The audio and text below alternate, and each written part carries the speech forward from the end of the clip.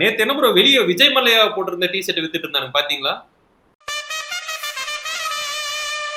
Okay welcome to okay boomer. But என்னன்னா basically நேத்து ஒரு சிஎஸ்கே ஒரு நல்ல மேட்ச்னு தான் சொல்லுவேன். தோத்தாலுமே ஒரு நல்ல மேட்ச்னு சொல்லுவேன். ஏன்னா நேத்து தான் எல்லாருமே பேட்டிங் இல்ல இந்த சீசன் எப்படி போயிருக்குன்னா எப்படி போயிட்டு இருக்குன்னா நம்ம தோத்தாலே அப்பாடா செம மேட்ச்ரா அப்படின்ற ஒரு ஆறுதலே ஒரு பெரிய விஷயமா இருக்கு. ஏன்னா 15 ஓவர் அப்புறம் ஒரு அசிங்கமா தோக்காம ஒரு பெரிய இதா இருக்கு.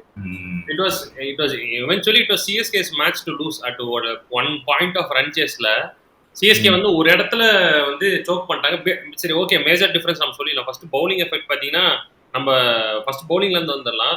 ஃபர்ஸ்ட் பவர் பிளேல வாரி வழங்கிட்டாங்க. கலீல் அகமது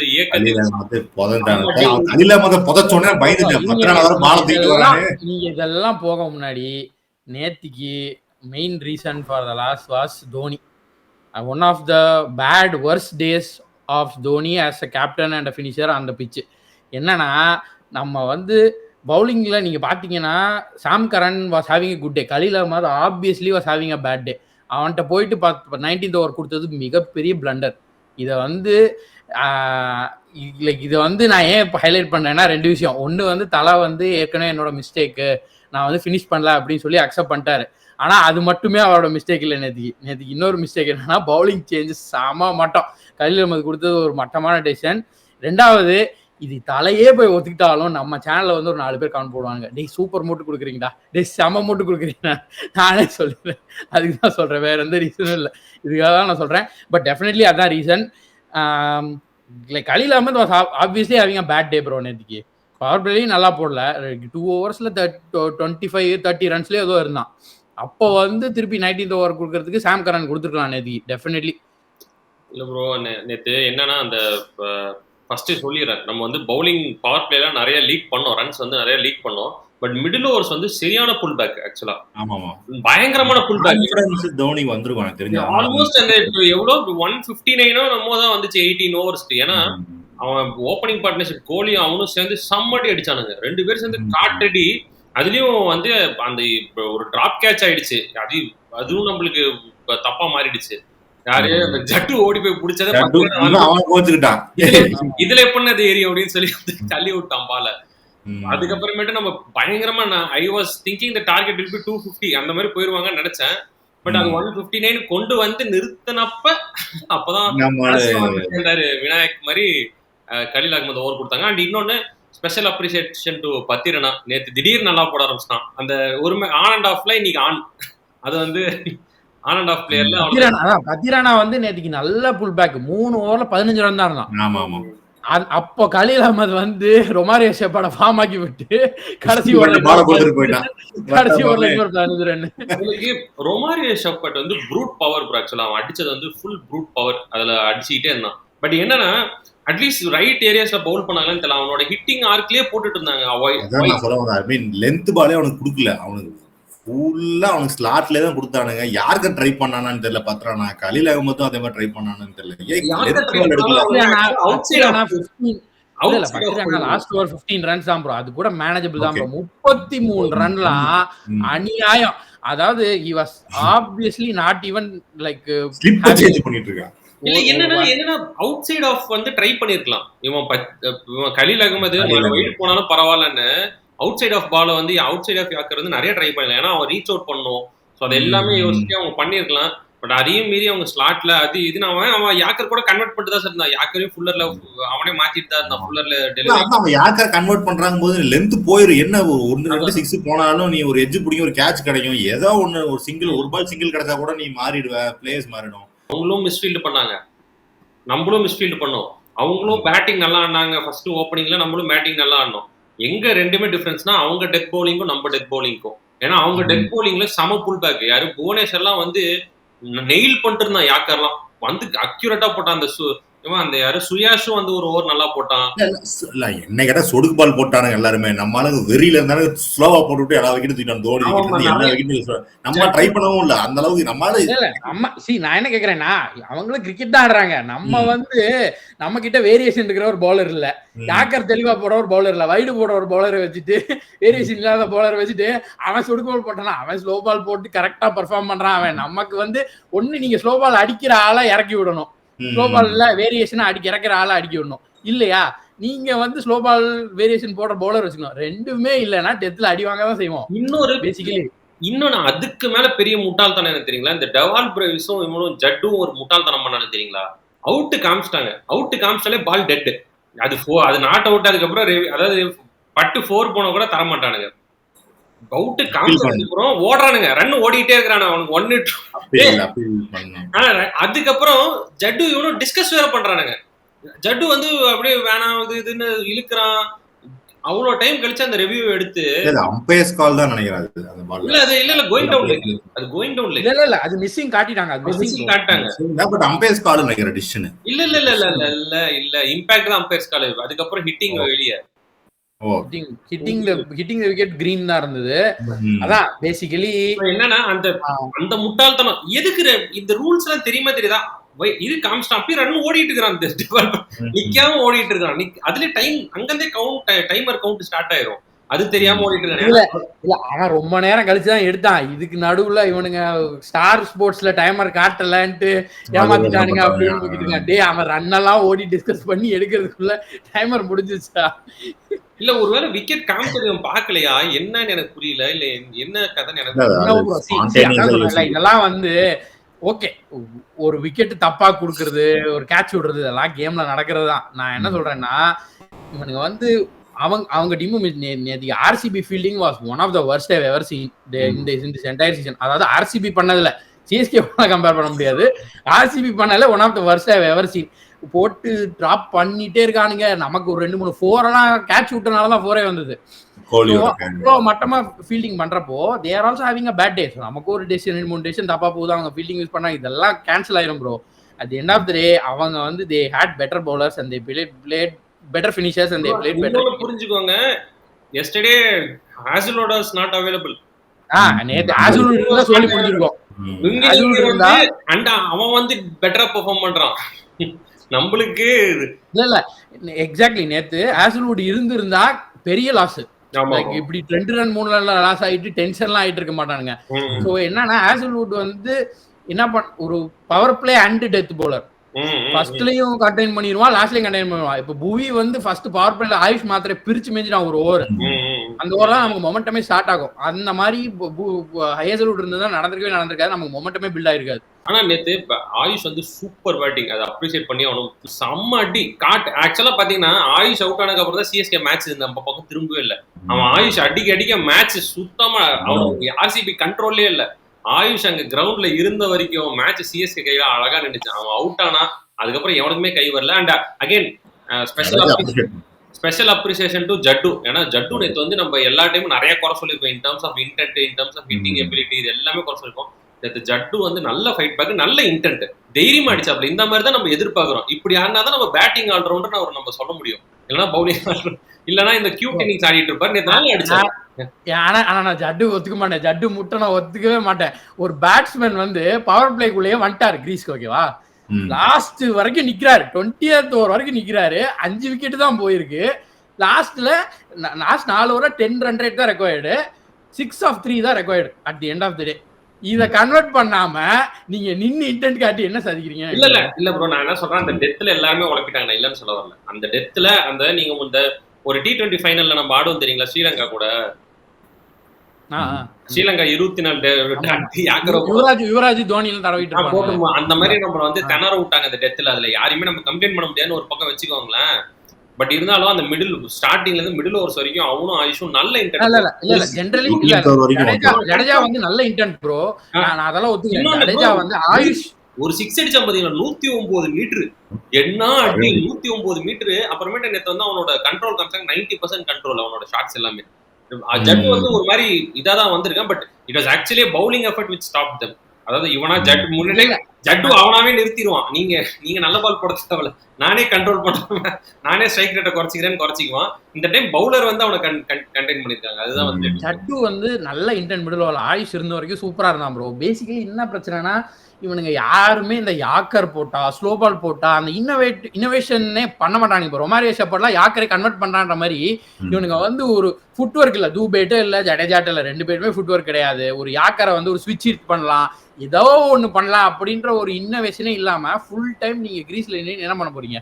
அது நீங்க சொன்னது கரெக்ட். இப்ப டூபே பாத்தீங்கன்னா ஒரு ஃப்ரீ டெலிவரி வந்துச்சு, அதை மாத்தி ஆடி இருக்கலாம். அது நீங்க சொன்ன மாதிரி ஏதோ ஒரு அன்ஆர்த்தடாக்ஸ் ஷாட் ஆடி கன்வெர்ட், உனக்கு ஃப்ரீ ஹிட், நீ அன்ஆர்த்தடாக்ஸ் தாராளமா ஆடி என்ன வேணா பண்ணலாம். அந்த ஃப்ரீ ஹிட் ஷாட்டை நீ நின்ன இடத்துல கால் அசைக்காம ஆடி என்ன பண்ண போற?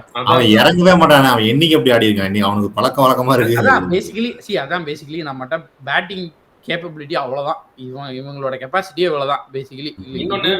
டூபே வந்து அந்த ஒரு 6 அடிச்சா பாத்தீங்களா, அது ஏன்னா ஃபுல் டாஸ் வெயிஸ்டை ஃபுல் டாஸ் போட்டதுனால அடிச்சு விட்டான். ஆனா வந்து ஏதோ சாமி எல்லாம் கும்பிட்டான் போட போறான்டா டூபே. நான் வேற மாதிரி நினைச்சேன் அவனை பார்க்கும் போது, பாடுறா மண்டக்குள்ள தீ மியூசிக் ஓடுது டூபே மண்டையில போட்டு கிளிக்க போறான்னு நான் நினைச்சேன். அதனால ஒரு 6 அடிச்ச உடனே நானும் ஹோப் ஆனேன், அப்புறம் கைவிட்டு போயிடுச்சு. 3 balls 5 runs. இதே 2 கிறுக்கனுங்க எப்படி ப்ரோ அந்த ஃபைனல் ஜெயிச்சானுங்க? ஐயோ அத நினைச்சு நீங்க பாக்கலையா? அகமதாபாத் 4-1 போச்சு, 13வது ஓவர் 14வது ஓவர் பாத்தீங்களா இல்லையா?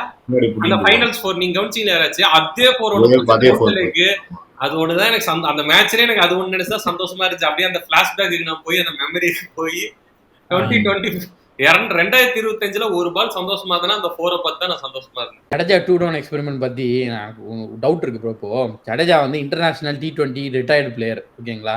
நீங்க இப்போ வந்து ஜடேஜாவை நீங்க இந்த ஸ்ட்ராட்டஜில கேட்காதீங்க, வேற யார் இறக்கீங்க? 2 டவுன் யாராவது இறக்கலாம் ப்ரோ. அதாவது பிரவிஸ் 2 டவுன் இறங்கினா பிரவிஸ் 2 டவுன் இறங்கினா என்ன பண்றாங்க? இந்த சொல்லுங்க ஜடேஜா 2 டவுன் ஆப்ஷன் என்ன தெரியுமா? இந்த 2 விரல்ல ஒன்னு தொடு பார்க்கலாம், அதுதான் ஆப்ஷன். இல்ல சீரியஸா கேக்குறேன், பிரவிஸ் 2 டவுன் இறக்கலாமே ப்ரோ. கீழ யார் அடிப்பா? ஜடேஜா வந்து அடிப்பானா? யாரு ப்ரோ நீங்க? அப்ப ஜடேஜா ஹிட்டரா யோசிச்சு பாருங்க, ஃபினிஷரா யோசிச்சு பாருங்க, எவ்வளவு கொடூரமா இருக்கு. ஜடேஜா மேல கொண்டாங்க.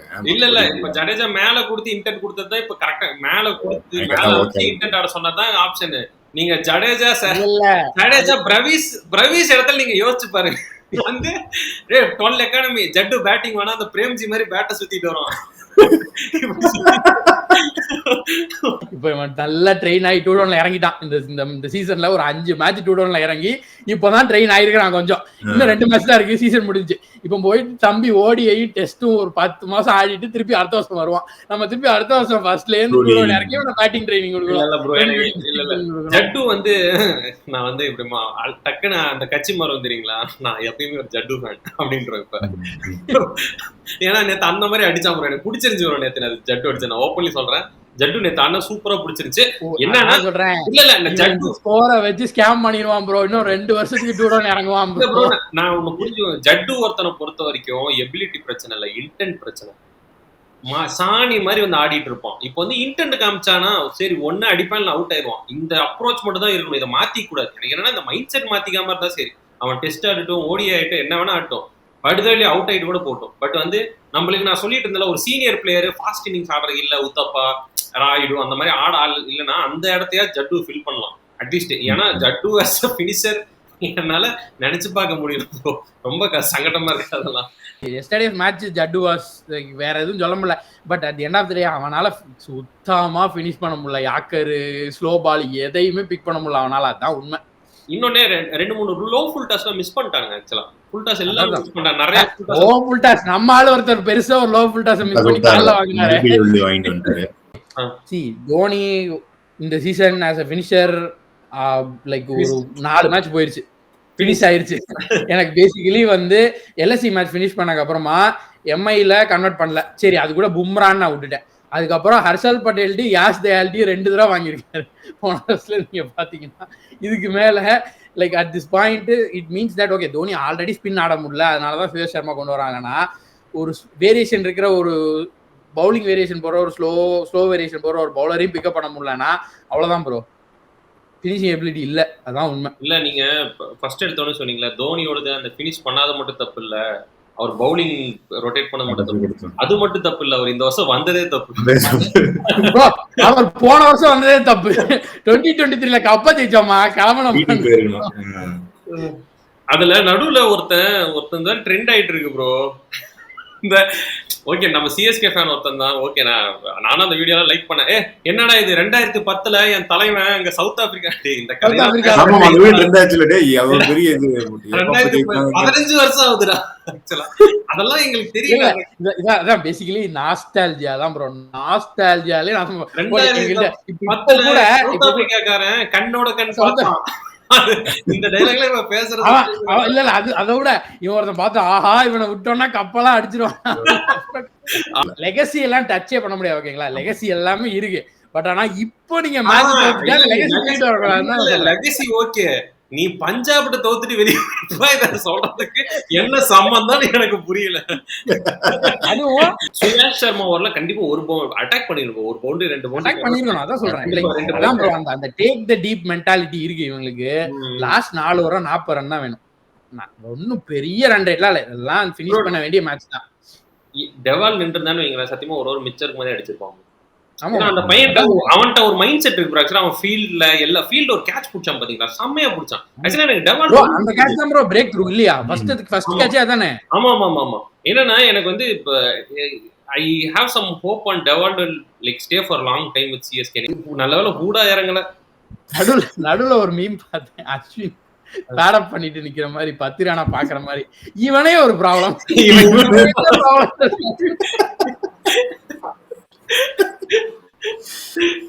சொன்னீங்களா விராட் கோலி கம்மியா செலிப்ரேட் பண்ணாருன்னு.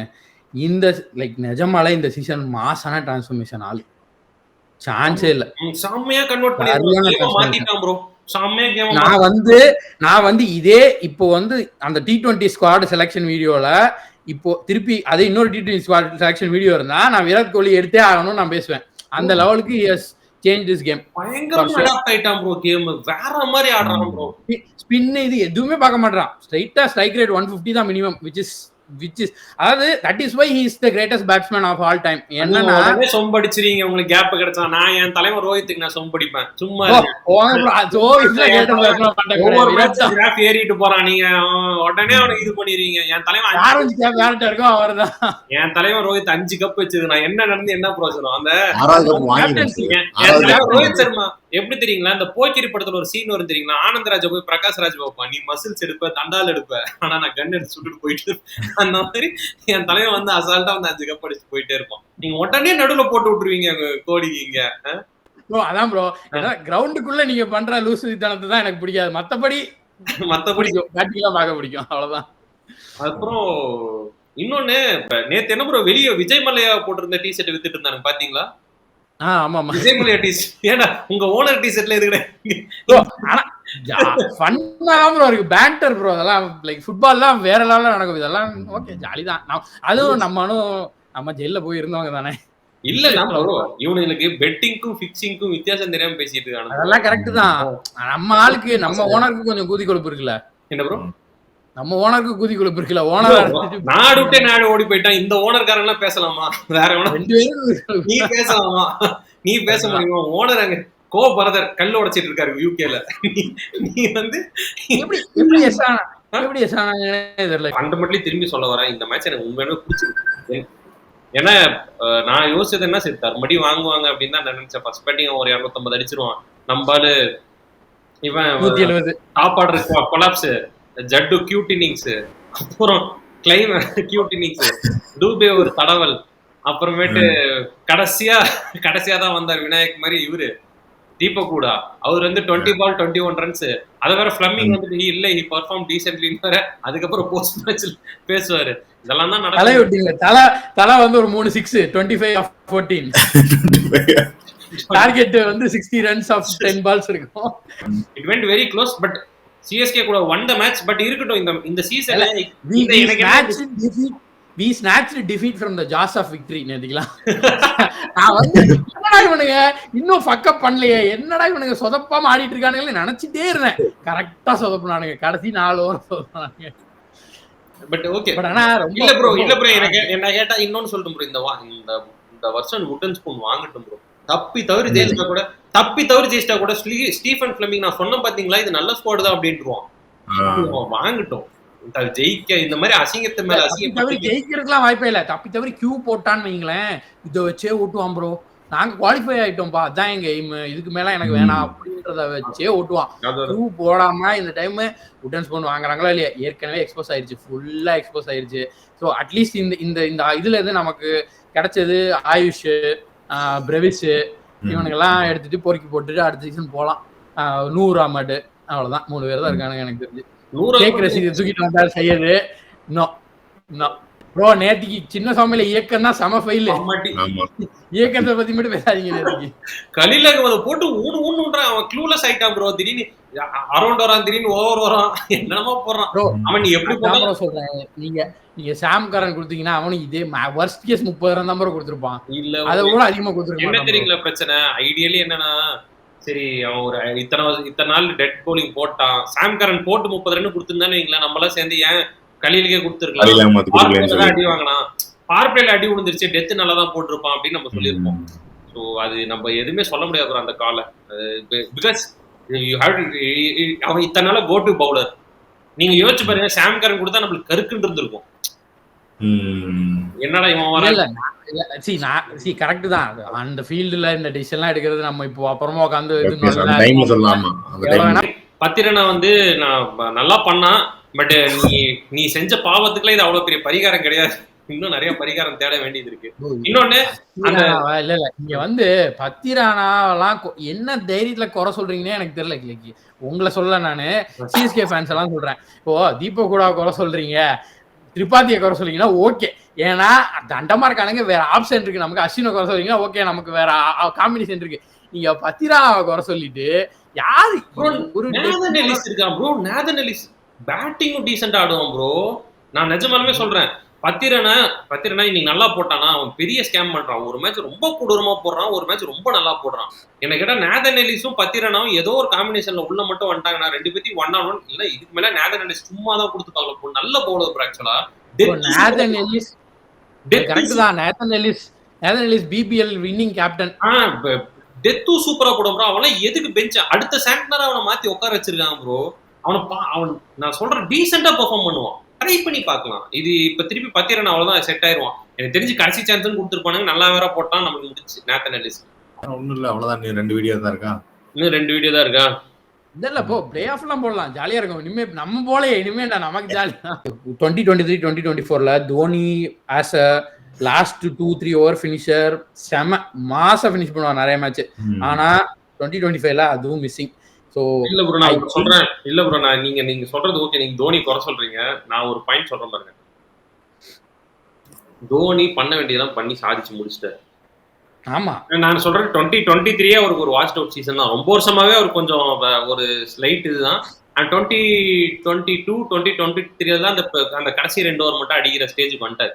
நீ என்ன பண்ணும், ஃபர்ஸ்ட் ஆஃப் ஆல் இன்னொரு சீசன் ஆட வைக்கிறியா, அவரை நம்பி டீம் இருக்கக்கூடாது.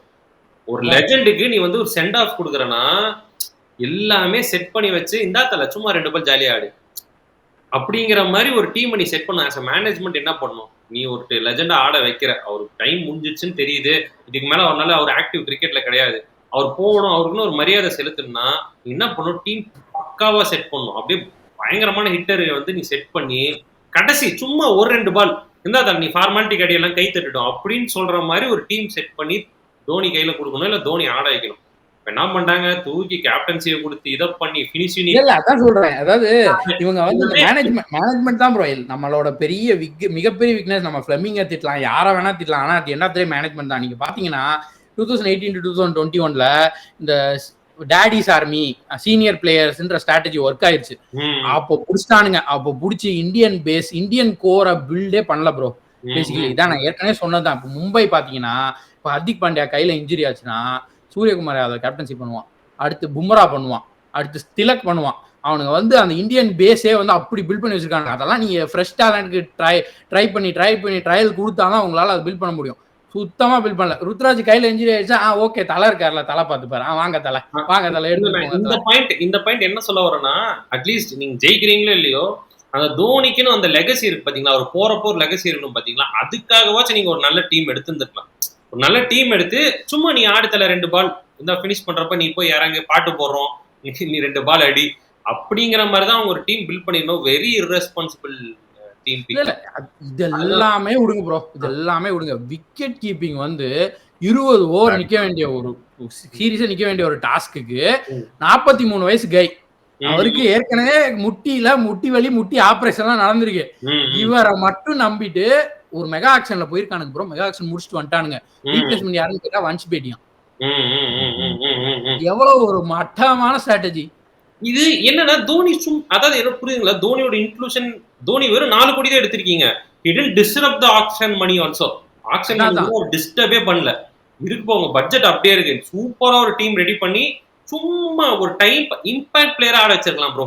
சும்மா கடைசி நிமிஷத்துல இம்பாக்ட் பண்ணி 2 பால் போய் அடிச்சுட்டு வாங்க அப்படின்னு சொல்லி ஆட வச்சிருக்கலாம். இது எல்லாத்தையும் உழப்பி இப்ப தோனி பேரையும் எடுத்து விடுறாங்க. இப்ப என்ன ஆகுது, எண்ட் ஆஃப் த ஸ்டேஜ் திருப்பி அந்த என் தலைவர் 2010 என்ன தெரியுமா பண்ணா அத பேசுற சிச்சுவேஷன் கொண்டு வந்து விட்டானுங்க. இப்ப அதுதான் இப்ப ஒரு பெரிய ப்ராப்ளமா இருக்கு. நான் இததான் யோசிச்சேன். இட் இஸ் சீரியஸ்லி எனக்கு வந்து மேனேஜ்மெண்ட் மேல தான் கோவம். பிகாஸ் தே ஆர் லைக் அந்த ஒரு தோனியோட அந்த எண்டிங் வந்து ரொம்ப நீங்க சொல்றது எல்லாமே நான் அக்ரி பண்றேன் ப்ரோ. நான் இன்னொன்னு கேள்வி கேட்கிறேன். நம்ம ஆளுக்கு வாழ்க்கையில என்ன குறை? மேனேஜ்மெண்ட்ட போயிட்டு நீயும் ஆச்சு, நீ எடுத்து கொடுத்த டீமும் ஆச்சுன்னு சொல்ல முடியாது நம்ம ஆளால. இல்ல ப்ரோ, என்ன தெரியுமா, திரும்ப திரும்ப ஒண்ணு மணி இருக்கு. பெரிய உங்களுக்கு தெரியும், அதாவது இருக்கிற வரைக்கும் அதெல்லாம் இருக்கு ப்ரோ. நான் என்ன சொல்றேன்னா வரைக்கும் தான் உங்களுக்கு தெரியுங்களா, பிராண்டுக்கான ஒண்ணு புரிஞ்சுக்கோங்க. இது வந்து பெரிய எக்கானமி டிபெண்டன்ஸ். தோனி இருந்தாதான் சிஎஸ்கேவோட பிராண்ட் வேல்யூ மேட்டர். சிஎஸ்கேக்கான பிராண்டிங்ஸ், அதுக்கு வர பிராண்ட் ஸ்பான்சர்ஷிப் எல்லாமே அந்த தோனி டிஷர்ட் போட்டு வந்தா மட்டும் தான் வரும். அது மூலமா தோனிக்கும் ஒரு ரெமுரேஷன் இருக்கும், சிஎஸ்கேக்கும் ஒரு ரெமுரேஷன் இருக்கும். அதனாலதான் தோனியை கடைசி வரைக்கும் ஆட வைக்கிறாங்க. சரி, நீ பண்ணிட்ட, சரி சம்பாதிக்கிற, அதெல்லாம் தப்பு கிடையாது. அட்லீஸ்ட் அந்த ஆளுக்கான ஒரு நீ அந்த பிராண்டே நீ செதைச்சிருவ போல, அதுதான் பயமா இருக்கு. மும்பை இந்தியன்ஸ் பார்த்து கத்துக்கோங்க, சீரியஸா சொல்றேன். அந்த டீம் பார்த்து கத்துக்கோங்க. லைக் இப்ப ரோஹித் சர்மாக்கு எப்படி மரியாதை கொடுக்குறாங்க, நீ வாப்பா நீ ஆடு போய் உக்காந்துக்க, புரியுது? இப்ப வந்து அவரை கேப்டன்ஷிப் பண்ணு, நீ டீம் இது பண்ணு, நீ தான் அங்க அடிச்சு ஜெயிச்சு கொடுத்தாலும் அப்ப நீ அடிப்பா அவுட் ஆகல, நாங்க பாத்துக்கிறோம் அப்படிங்கிற சுச்சுவேஷன்ல மும்பை இந்தியன்ஸ் இருக்கான். அப்படி ஒரு அவரை 37 வயசுலயே ஒரு லெஜெண்டா எப்படி அவரை ட்ரீட் பண்ணி அவரை நடத்துறாங்களோ, அப்படி வந்து 43 வயசு தோனியை வந்து அவங்க நடத்த மாட்டேங்கிறாங்க. அதுதான் வந்து ஒரு பெரிய பிரச்சனையா இருக்கு. 39 எல்லாமே வயசாயிருச்சு. நம்ம லைட்டா 2 வயசு கூட இருக்காரு, அவ்வளவுதான். சின்ன பையனா இருக்காரு ப்ரோ. ப்ரோ எப்பயுமே நான் சொல்றேன்ல, எனக்கு கோலியா ரோஹித் சர்மா, எனக்கு ரோஹித் சர்மா தான் கியூட் ப்ரோ. ப்ரோ ஆக்சுவலா நீங்க அன்னைக்கு ஒரு இதுல அந்த கருண் நாயருக்கு இவனுக்கு சண்டை போயிட்டு இருந்தப்ப அவன் பாத்தீங்களா என்ன இப்படி வந்து ஒத்துக்க மாட்டேன். எப்பயுமே ஒரு சில டைம் பிளேயர்ஸ் இது பண்ணிடுவான், அதை நான் ஒத்துக்கிறேன். பட் மத்தபடி ஜெனரலா ஒரு ரொம்ப கியூட் ஆண்டி. அதே மாதிரி கிரவுண்டுக்குள்ள ஆக்டிவிட்டிஸ் எல்லாம் கொஞ்சம் இதாதான் இருக்கு, நான் ஒத்துக்கிறேன். ஆனா ஃபீல்டிங் பேட்டிங்னு வந்துட்டா அடிச்சுக்க முடியாது, கோலி அடிச்சுக்க முடியாது. ப்ரோ அப்படிலாம் கிடையாது. என் தலைவன் அடிக்க ஆரம்பிச்சாங்க. சரி அவன் சொல்லிட்டான், தண்டால் எடுப்ப, புல் அப்ஸ் எடுப்ப, யோயோ டெஸ்ட்ல என்ன வேணா பெர்ஃபார்ம் பண்ணு. டபுள் செஞ்சுரி இருக்கு அவங்க ஆள்கிட்ட. ஃபர்ஸ்ட் டபுள் செஞ்சுரி இருக்கான்னு கேக்குறேன். ஐபிஎல் கப் இருக்குதா, ஐசிசி வேர்ல்ட் கப் இருக்கா அவங்க ஆள்கிட்ட, வேர்ல்ட் கப் இருக்கா அவங்க வேர்ல்ட் கப் பார்த்தா ரோஹித் சர்மாட்ட இருக்கா, ரோஹித் சர்மாட்ட இருக்கு, கோலிட்ட இருக்கா as a captain? கோலிட்ட இருக்கு ப்ரோ. நான் தான் ரோஹித் சர்மா பார்த்து கேட்டுட்டு இருக்கேன் வேர்ல்ட் கப் இருக்கான்னு. வேர்ல்ட் கப் இல்ல, வேர்ல்ட் கப் கோலி டீம் தான், கோலிட்ட பிளேயரா தான் இருக்கு. நான் சொல்றேன் கேப்டனா, as a captain என் தலைவர் 2 கப் சாம்பியன்ஸ் டிராஃபி அடிச்சிருக்கான், T20 டிராஃபி அடிச்சிருக்கான். நாங்க அண்டர் 19 வேர்ல்ட் கப் அடிச்சிருக்கோம்ல. அண்டர் 19 அண்டர் 14 குட்டி குஞ்சா டெல்லில மார்க்ல ஆனது. இதெல்லாம் டெல்லிக்கு அவங்க சித்தப்பா வீட்ல வாங்கின கப். இதெல்லாம் நம்ம 2 பேரும் தோனி ஃபேன். சும்மா கொளுத்தி போடு, இவனுக்கு 2 பேரும் அடிச்சுக்கிட்டோம் டைவர்ட் அவுட். அப்பதான் தலையை டிஸ்டர்ப் பண்ண மாட்டோம். எங்கேயோ ஆரம்பிச்சு இப்படி நம்ம சோகத்தை மறைக்க வேண்டியதுதான். ஆர்சி விட்டு தோத்த சோகத்தை இதான் பேசி மறைக்க வேண்டியதுதான். இன்னொரு record, first time twice RC விட்டு தோத்துருக்கோம் ஒரே சீசன்ல. வேற என்ன, இன்னும் ஒரே ரெக்கார்ட் தான், பாட்டம் ஆஃப் தி டேபிள் முடிஞ்சு. இன்னும் உடன் ஸ்பூன் மட்டும் தான் பாக்கி. அது முடிஞ்சிரும், ஒன்னும் பிரச்சனை இல்ல. அடுத்த வருஷத்துல ஏதாச்சும் நல்ல வேளை ப்ரோ 4 பாயிண்ட் எடுத்துட்டோம். வர்ஸ்ட் 4 பாயிண்ட் தான் ஒரு டீம். டெக்கன் சார்ஜர்ஸ் ஏதோ 2012லயோ 13லயோ போய் 4 பாயிண்ட், அந்த மாதிரி 4 பாயிண்ட் எடுத்துட்டோம். அதனால அதோட கீழே போக முடியாது. ஆனா இதுக்கு என்ன தெரியுங்களா, இப்ப வந்து இவ்வளவு வர்ஸ்ட் சீசன்ல தோனி காண்ட் ரிட்டையர் அகைன், அதுதான் பிரச்சனையே. இல்ல இல்ல ஐ திங்க் அதெல்லாம் அவர் யோசிக்க மாட்டாரு. நான் சொல்ற மாதிரி தான் யோசிப்பாரு. இவ்வளவு நாள் நான் வந்து ஃபினிஷ் பண்ணி கொடுத்துட்டு இருந்தேன். அட்லீஸ்ட் இப்ப என்னால அதுவும் முடியல. So I am burden to the டீம்ல அவர் ரிட்டையர் அனௌன்ஸ் பண்ணிடுவாரு. அவர் வந்து அப்படிப்பட்ட ஆளு. நீங்க வந்து அவர் வந்து கோவிட் அப்போ நடுவுல இன்ஸ்டாகிராம்ல வீடியோ போட்டு ரிட்டையர்மெண்ட் பண்ற அனௌன்ஸ் பண்ற ஆளு ப்ரோ. நீங்க வந்து டீம் அப்படி இருக்கு டீம் இப்படி இருக்கலாம் இல்ல ப்ரோ. இது எப்படி தெரியுமா இருக்கும், தலைவர் ரிட்டையர்மெண்ட் எப்படி தெரியுமா போடணும், அந்த ஓடிஐ ரிட்டையர்மெண்ட் போட்டார்ல, கன்சிடர் மீ 2019 இந்த டேட்ல இருந்து ரிட்டையர், அந்த மாதிரி போடுறப்ப கன்சிடர் மீ 2023 அந்த ஃபைனல்ஸ் ஃப்ரம் தட் அதுக்கு மேல ஆடுறது நான் கிடையாது, வேற யாரும். ஆனா என்ன பார்க்க போனோம் நீங்களேன், நீங்க சொன்ன அந்த 4 பாயிண்ட்ல 2 பாயிண்ட் அவர் வாங்கி கொடுத்தாரு. அவருதான் பினிஷ் பண்ணி கொடுத்தாரு. அதுதான் man of the match. Man of the match வேற. நிஜமாலே ஓகே க்ளோஸ் லாஸ்ன்ற மாதிரி. இல்ல இது வந்து ஆர்சிபி வின் பண்ண மாதிரி ஃபீல் பண்ண முடியாது. ஜஸ்ட் ஒரு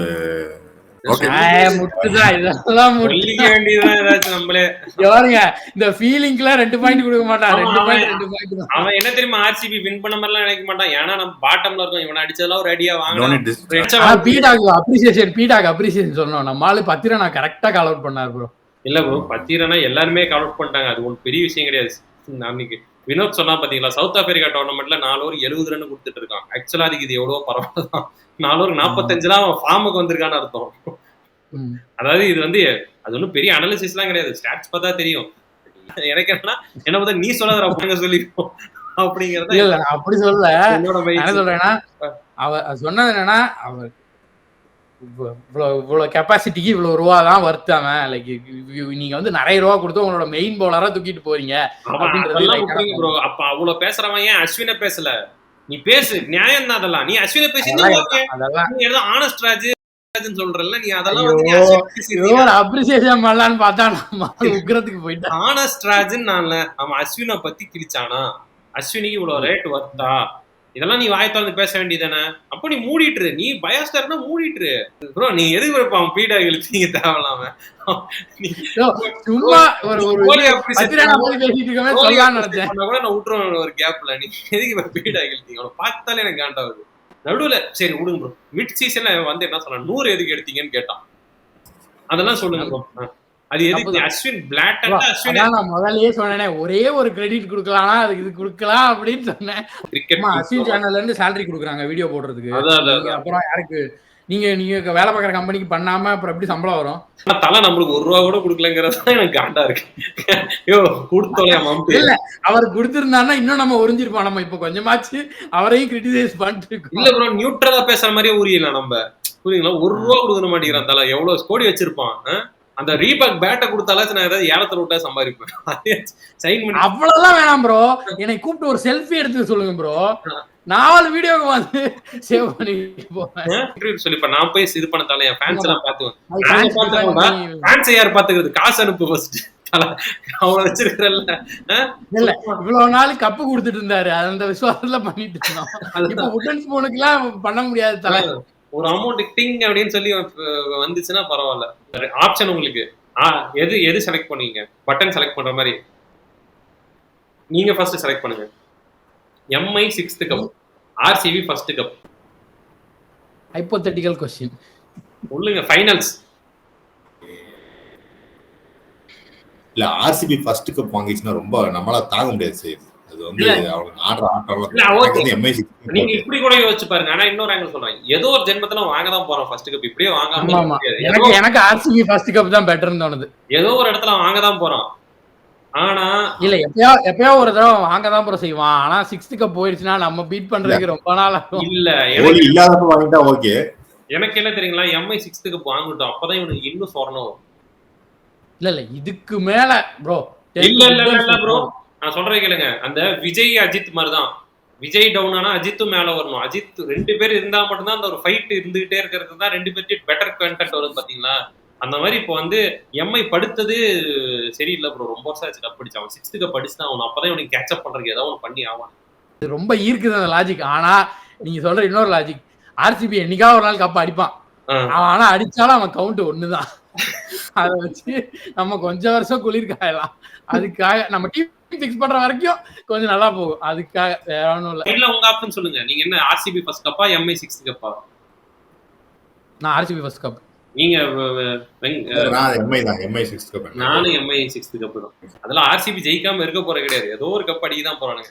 பட் எவ்வளவு டிலே ஆகுதோ அது வரைக்கும் தள்ளி போடுவோம். நம்மளுக்கு ஒரு ஜாலியா இருக்குன்னு வச்சுக்கோங்க. அது வரைக்கும் ஃபன்னா இருக்கும். ரொம்ப வன்மம் தான், எனக்கு புரியுது. இந்த வன்மம் எனக்கும் ஹெவியா இருக்கு. எவ்வளவு மீம் வேஸ்ட் ஆயிரும்னு, எவ்வளவு மீம் கண்டென்ட். நான் ஒன்னு சொல்லிட்டேன். நான் இன்னும் இதை வந்து நீங்க வந்து தோல்வியா பார்க்காம வெற்றியா பாக்குறதுக்கு ஒண்ணு சொல்றேன். IPL cup at end of the day ஒருத்தர் அடிக்க போறான், ஓகேங்களா? இப்ப ஆர்சிபி அடிச்சான்னா நம்ம வந்து அப்ப மும்பை டீம் 5 கப்பு, நம்ம டீம் 5 கப்பு, நம்ம குளிர் காஞ்சிக்கலாம். மும்பை அடிச்சானா நம்ம ஆர்சிபி கிட்ட போயிட்டு இன்னும் கப்பு இல்லையே, 19 கப்பு இல்லையே நம்ம பேசலாம். எப்படி பார்த்தாலும் ஒரு சைடுல நம்ம பிசினஸ் சக்சஸ் தான்.